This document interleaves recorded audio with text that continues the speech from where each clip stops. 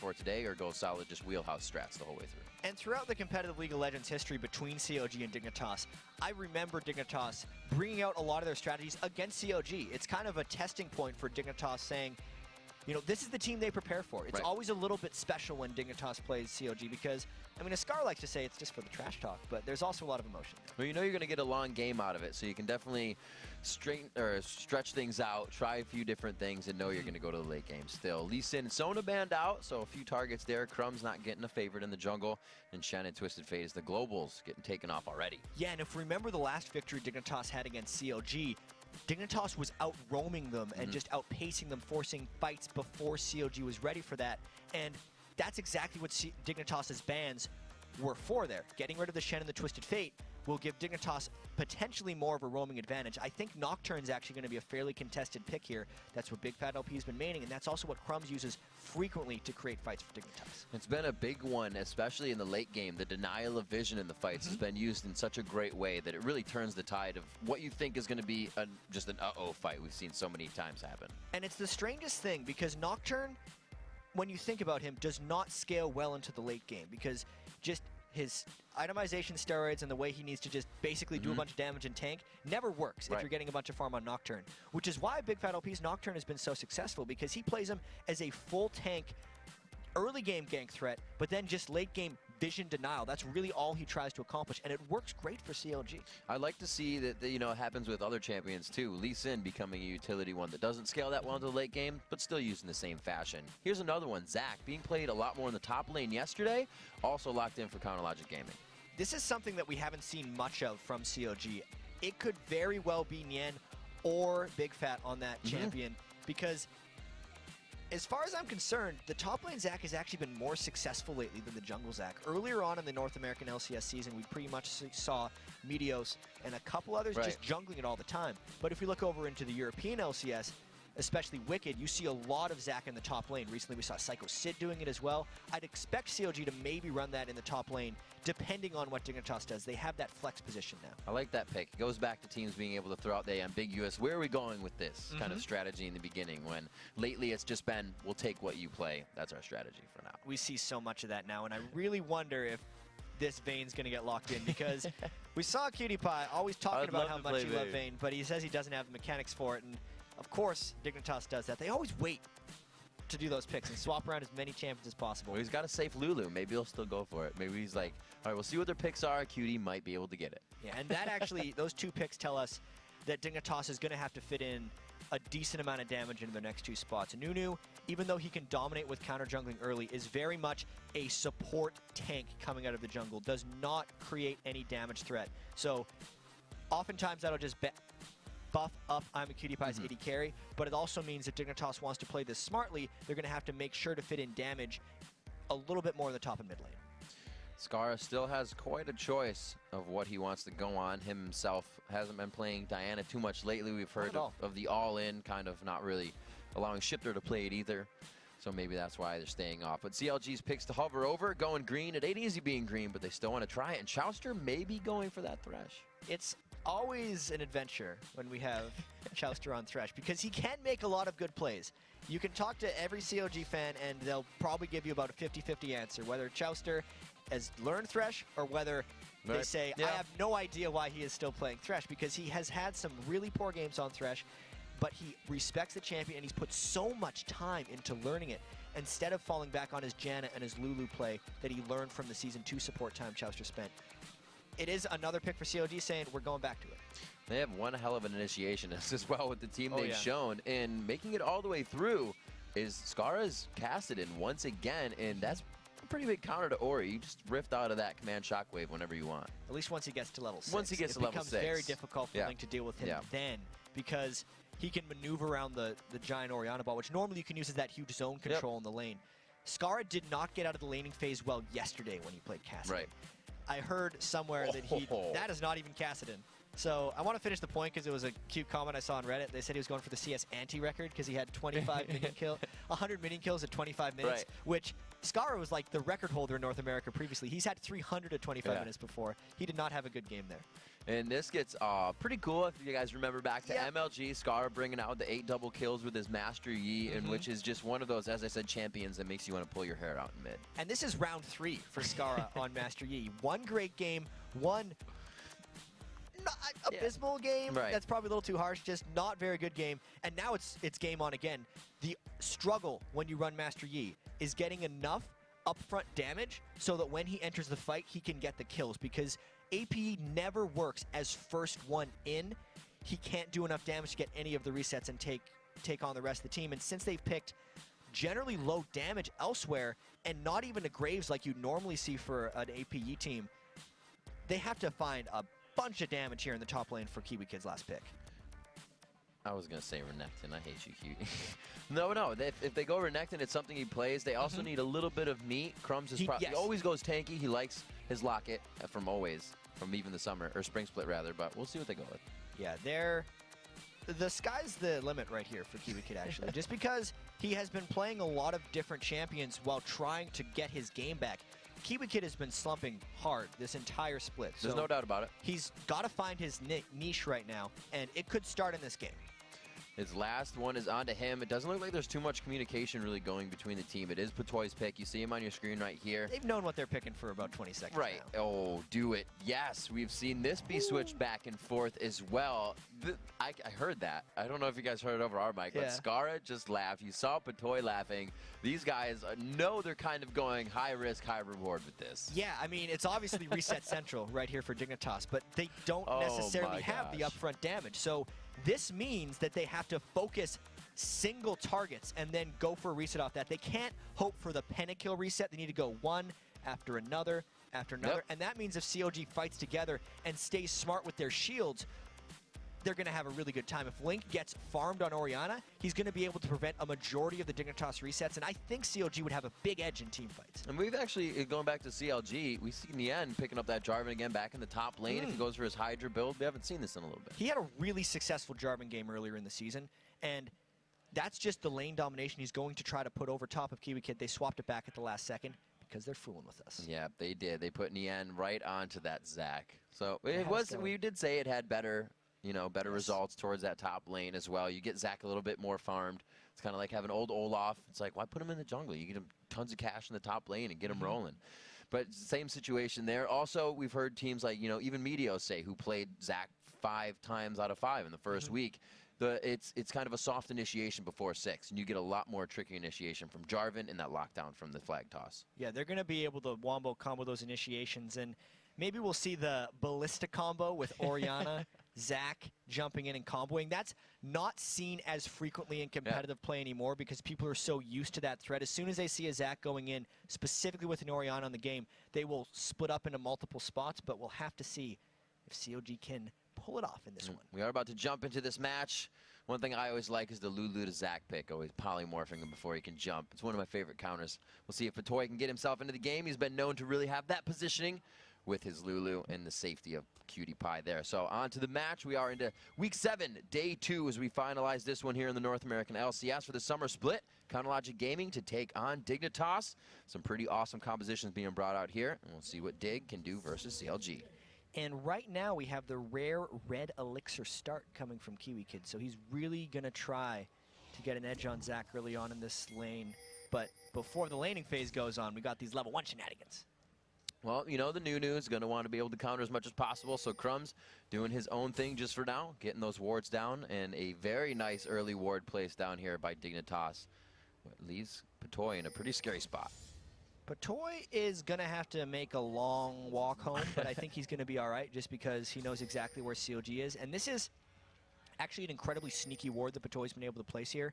As long as he doesn't get spotted coming back out of the jungle, I think he's going to execute himself, actually.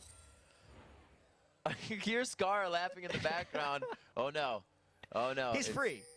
Okay, I thought Jarvan was going to go topside, but he does get out. All right, so Skara. He got scared. He got scared. He thought if he was going to run back out through the way CLG was going, he would have ran into CLG and died. So that was his that was his safe escape. He got the ward, and unless CLG plans an invade right now where they could go after a low-health Patoy, they're going to be all right with it. And he's going to make it back to base, maybe be about 5 seconds late for the wave, but at least he got Scar to laugh, right? CLG, okay, that's an Explorer ward. I was going to say they went crazy on wards. We have an Explorer ward in the lane to figure out where the lanes are moving in the bottom right-hand corner.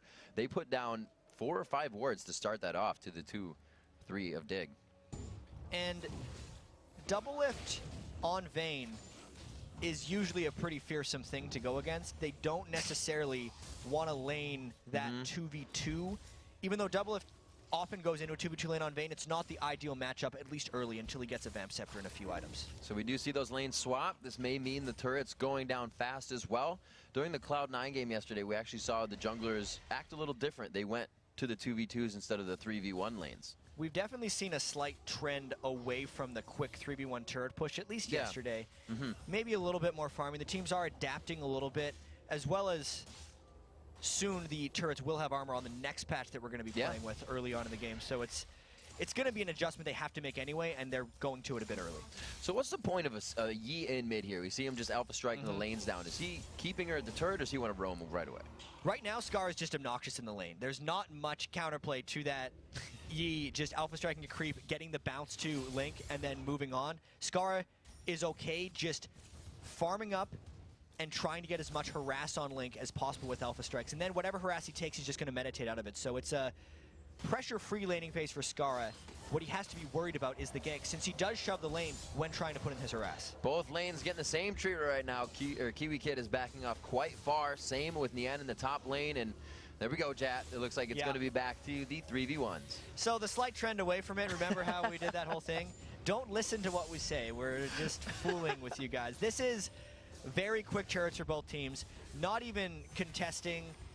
Nian and Kiwi Kid are okay saying, we're just going to trade this. What is going to have the impact, obviously, here is how these pushes continue. Is CLG going to go for turret number 2, and is CLG going to try to take a dragon afterwards? Because oftentimes the team on the blue side, after taking the quick turret trade, goes for a dragon as well. This time, CLG's opted to push the turret. There's the grab onto Crumbs. Oh, look out! The condemned into the wall! They are definitely going to be able to... No, they don't! The exhaust just on the outside. He does get the tumble, the hit, and I believe he grabs double buffs. That was all chain out off of Chouster's death sentence. He picked the Thresh and made the play early on in the game.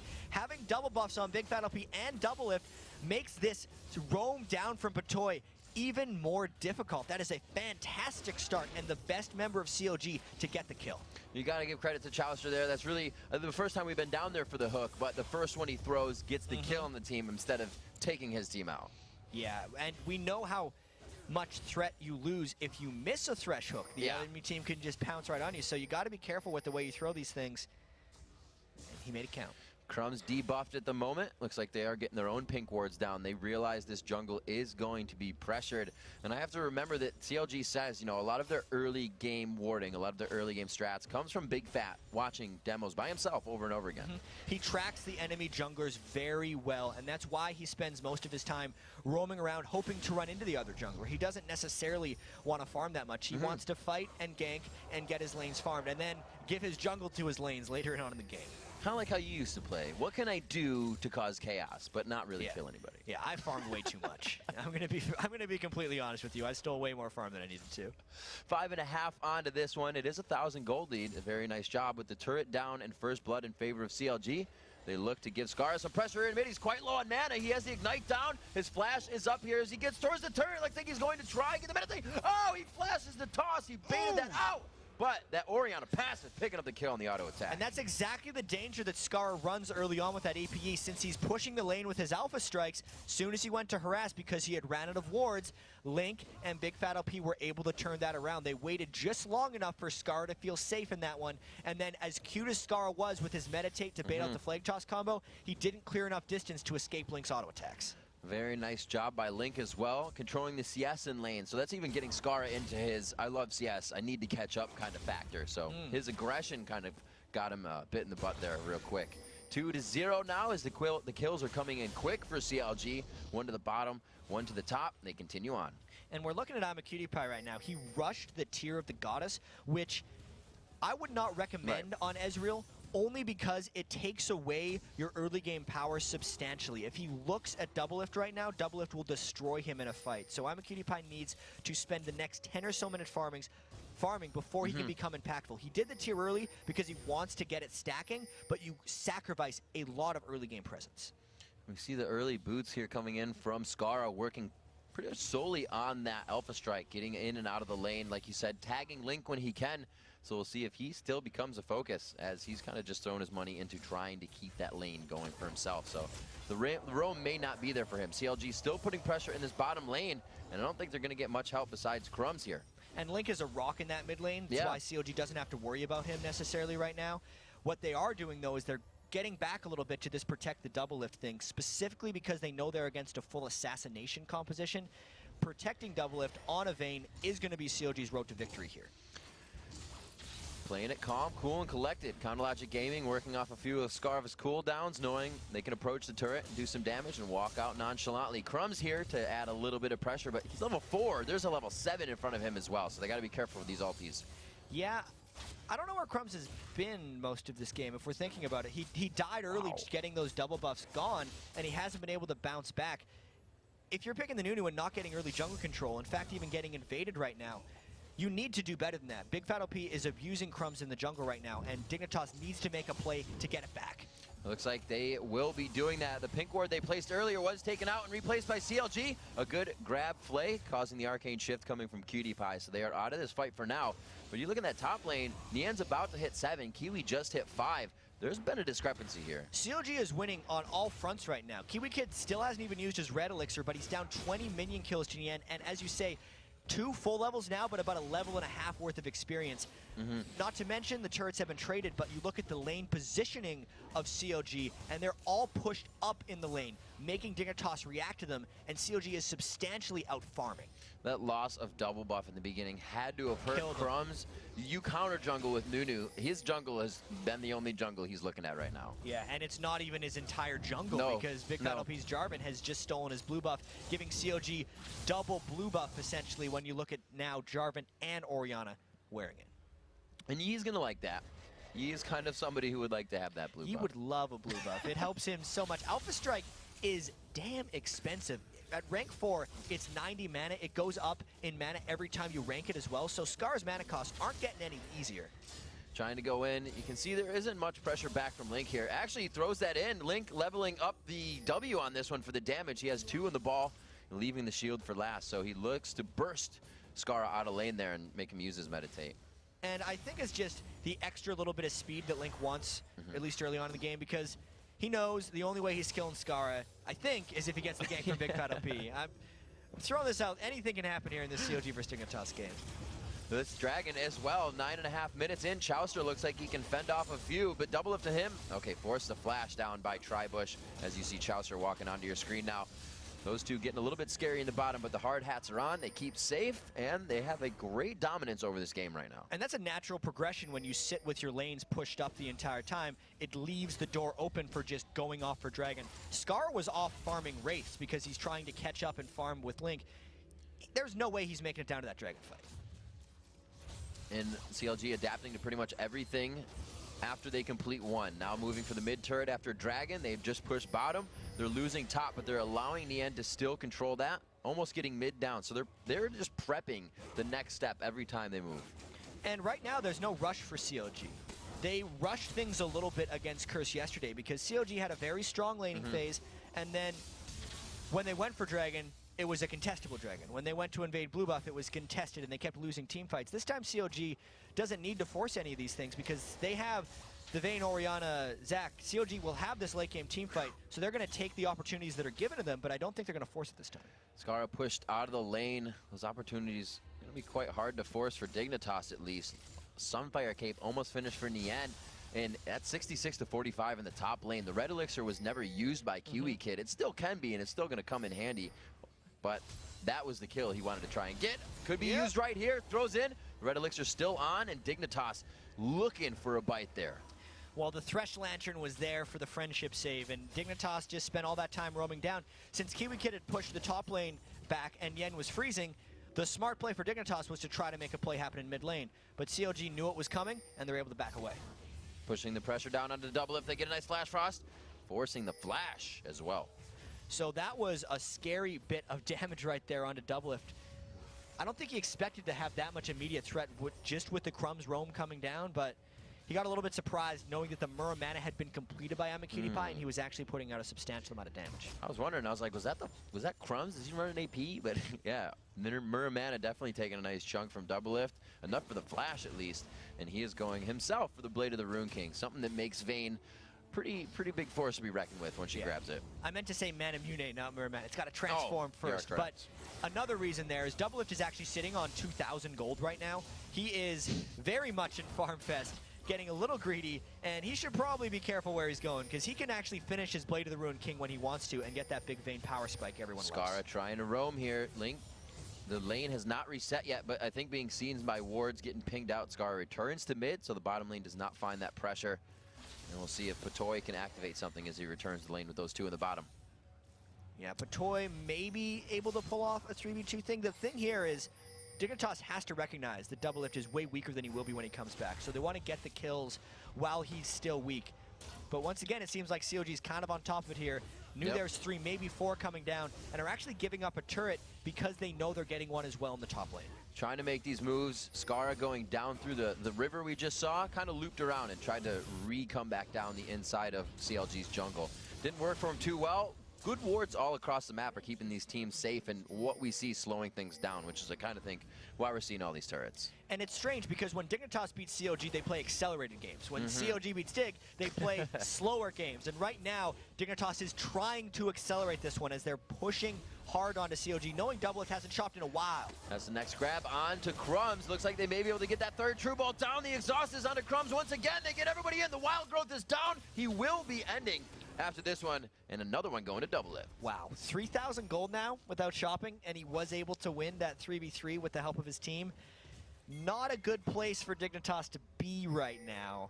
I'd be a little scared about that guy. And he's not even going to back yet. He knows that these fights are perfectly fine, no pressure, nothing that he needs to scale over right now. So he's going to suck up a few more of those minions. Right now with a 3,000 gold lead, a lot of that sitting in the hands of Doublelift. Maybe he's going to play like one of those ARAMs where you finish the game with just a Chalice of Harmony. And you're like, that was a good ARAM. Great job. This is a good game for CLG so far. Maybe Doublelift doesn't need to shop. He's not going to go back and buy. He's going to rely completely on the team. Chalice's been playing it enough. We usually say the support wins the lane more than the AD carry, and it was his first blood came from that grab of Chaucer onto Crumbs in the bottom lane. Today's a good day. Today is a good day for these guys. They're up 3.7k gold, which is by no means an insurmountable lead. Specifically, if Scar gets a couple resets and gets those quick items, we know how crazy APE can get. That was intentional. I'm a cutie pie, got the long distance red buff there. And really, CLG just needs to have control here. Probably look to take a dragon again in a minute. Link buying up the old Zanyas with the chain vest. No, I'm just kidding. Building up a chain vest there. So he is saying, man, this team's going to start hurting, but I don't know if that's a mistake. Maybe it's not. Maybe it is. He looks to be rushing a Guardian Angel. Yeah. They're really worried about the resets right here. I almost feel like that's a little bit quick for a Guardian Angel, but you can see their mindset here. They're just wanting to make sure everyone is a tank against the assassin-based team, because that's what assassins are weak against, is a team of tanks. And we got to remember this: the initiation, right? Pretty much comes from Kiwi Kid or Scarra, Alpha striking in. So they're not going to be surprised by anything, but they are going to have a fight where it's going to be slightly elongated and pretty deadly. So, like you're saying, that Guardian Angel may need to be built up.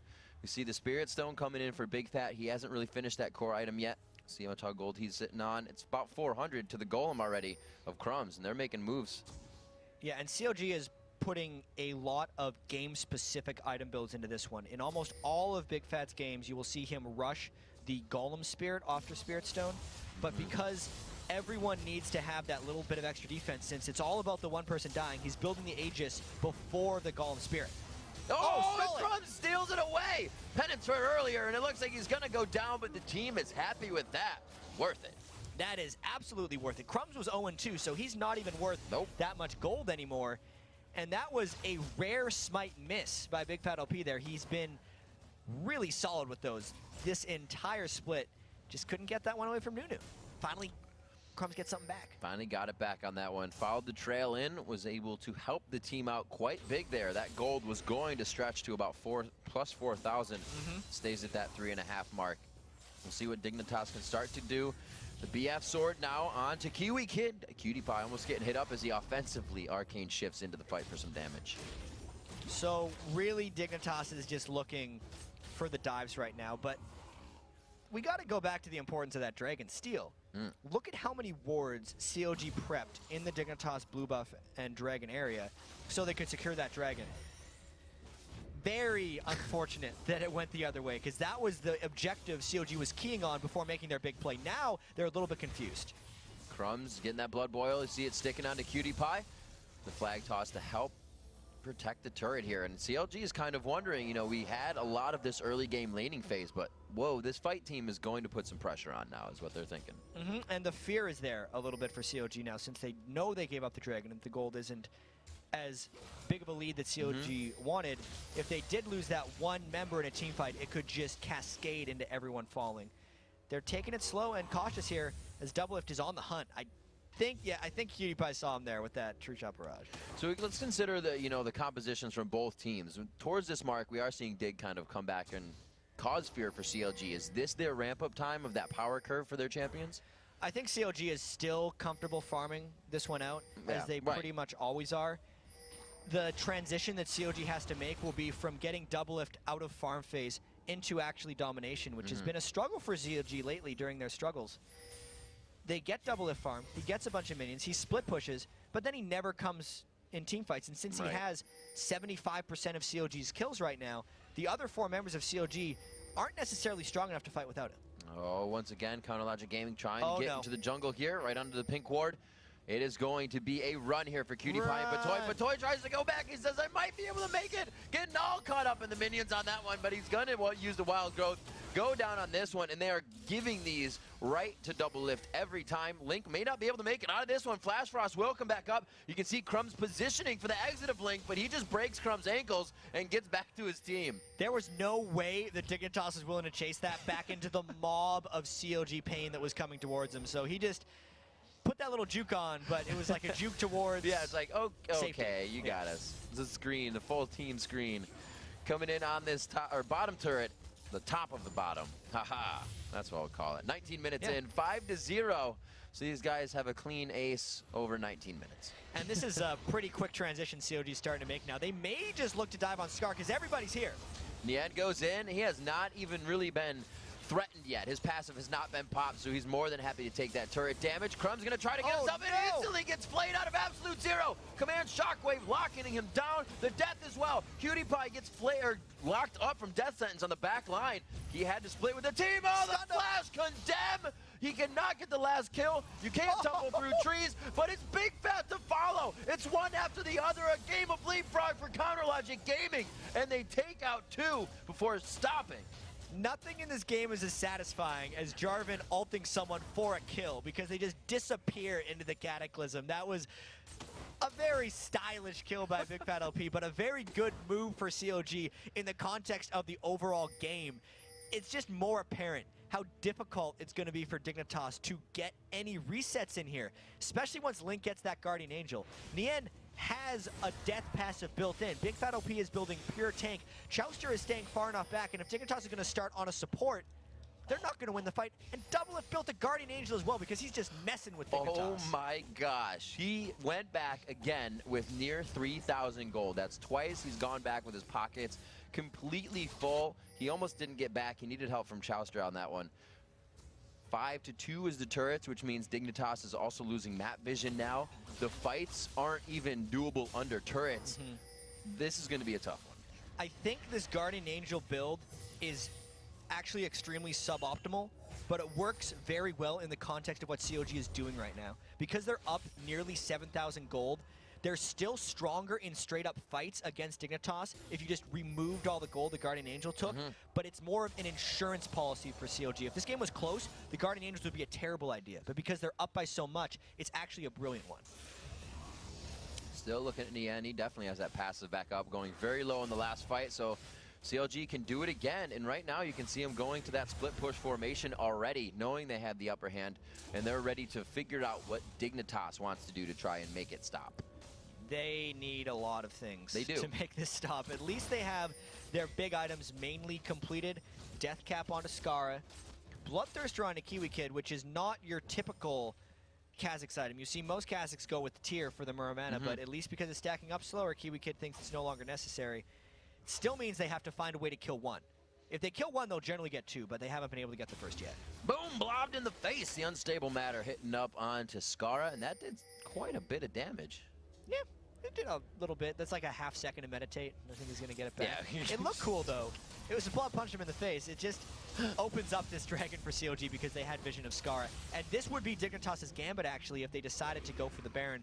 Crumbs has to clear away that ward with Oracle. They got to be careful where they're pinched. Skara has a ward on him right now. They do have pings. Nien will not come down from the top lane. We just see the ball control giving Dignitas a second thought about the engage on this fight. Double lift, getting some good shots down. He throws on the ultimate, puts on the tumble. He can't get in though. The Cataclysm is helping so much. Big Fat, close it. He gets himself locked up by Absolute Zero. It goes down in the end. Kiwi Kid finds one. Will he get the reset? He goes on. He gets the second one. Double lift is in his eyes, but he's going to tumble it out. The mechanics to come in. He gets help over from Link from the backside and Command Shield, and it looks like they pulled this one into their favor. Cutie Pie, or Toy rather, looking to get out of this one. He may have some cupcakes, but I don't think he brought enough for everybody, so he may go down here. The shield, oh wow, good slow on the glitter lance. The 80% slow. Looks like he's going to make it out. Can he get him with one more? I think Patoy's quick enough. Can he get him? Squish! Oh. Almost got him. Left shot. There we go. All right. They're 4 furlongs deep into that one. Yeah, well, even though people have rezzed after dying at this point, we're going to call that a 4 for 2. We're getting the batting order back around. Yeah. It was a good fight, actually, for CLG, even though they lost 2, because they weren't really able to chain resets. Kiwi Kid got a couple. Link didn't actually have a Guardian Angel there. Big Fat LP didn't have his full tank items yet, and the people who died were not the essential damage dealers for CLG, which is why CLG was able to chase them down so well. Specifically now, Double Lift is sitting on another 2,000 gold, and will actually have enough damage now to really start shredding through Dignitas. Well, at least we know Dignitas can kite in these fights forever. Well. Keep it going.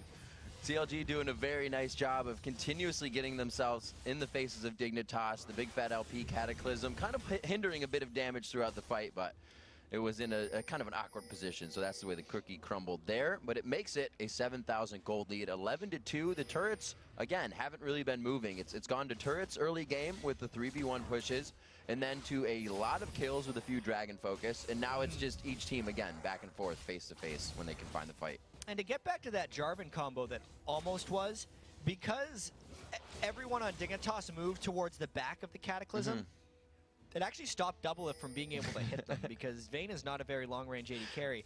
Smart positioning by Dignitas that almost saved them a little bit in that fight.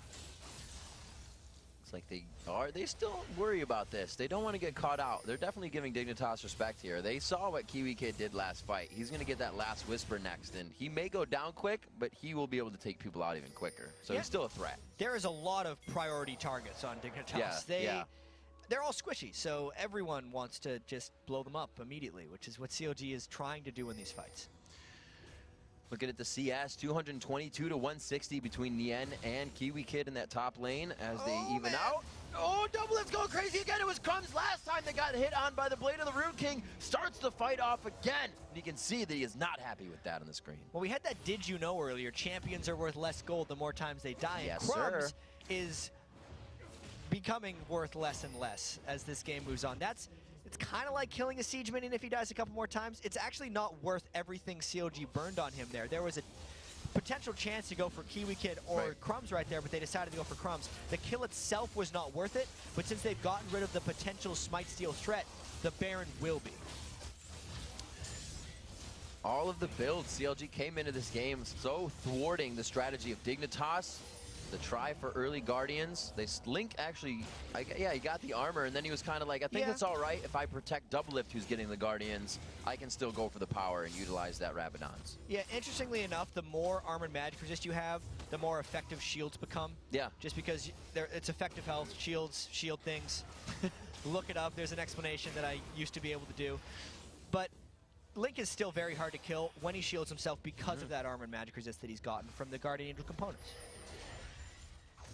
command that defense. Never hurts to give you a little bit more as well. We'll see him picking up blue buff here on top of that glittery red, or yeah, it's red, glittery purple buff that's spinning around them, as is Baron.